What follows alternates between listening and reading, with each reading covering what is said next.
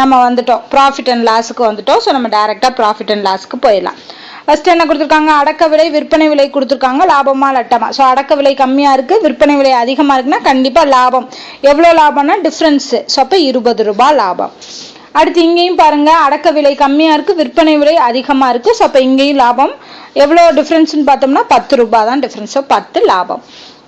அடுத்து 120 ரூபாய் அடக்க விலை, லாபம் 20 ரூபாய் அப்படின்னா 120ஓட 20 கூட்டினோம்னா எவ்வளோ வரும், 140. அதுதான் விற்பனை விலை. அடுத்து அடக்க விலை விற்பனை விலை, விற்பனை விலை கம்மியாக இருக்குது, அப்போ கண்டிப்பாக நட்டம் தான் வரும். எவ்வளோ நட்டம் டிஃப்ரென்ஸ் பார்த்தீங்கன்னா 10 ரூபாய். ஸோ அப்போ நட்டம்ங்கிறது 10. அடுத்து பாருங்க, 120 ரூபாய் வந்து அடக்க விலை, லாபம் 25னா 120ஓட 25 கூட்டுங்க 145. ஸோ விற்பனை விலை 145. அடுத்தது பாருங்க டேபிள், அடக்க விலை 110, குறித்த விலை 130, தள்ளுபடி இல்லை.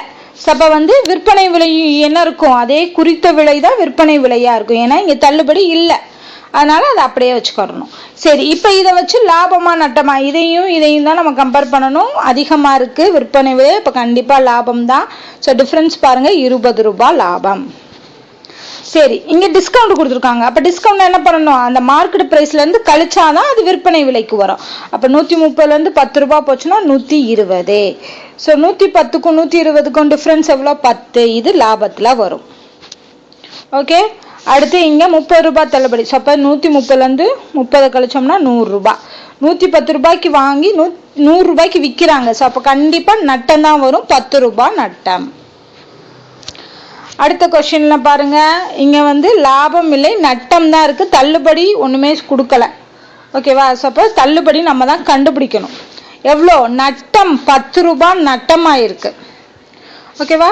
ஸோ 10 ரூபாய் நட்டமாயிருக்கு அப்படின்னா ஃபர்ஸ்ட் விற்பனை விலை எவ்வளோன்னு பாருங்க.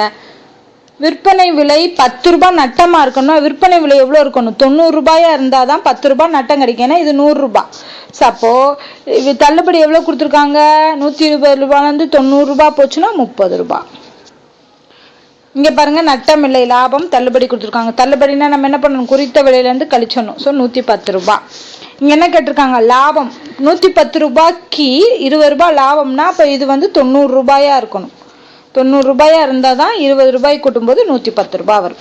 ஸோ இதை நீங்கள் வந்து கிளியராக பண்ணிங்கனாலே லாபம் நட்டம் குறித்த விலை விற்பனை விலை தள்ளுபடி எல்லாமே கிளியர் ஆயிரும் உங்களுக்கு.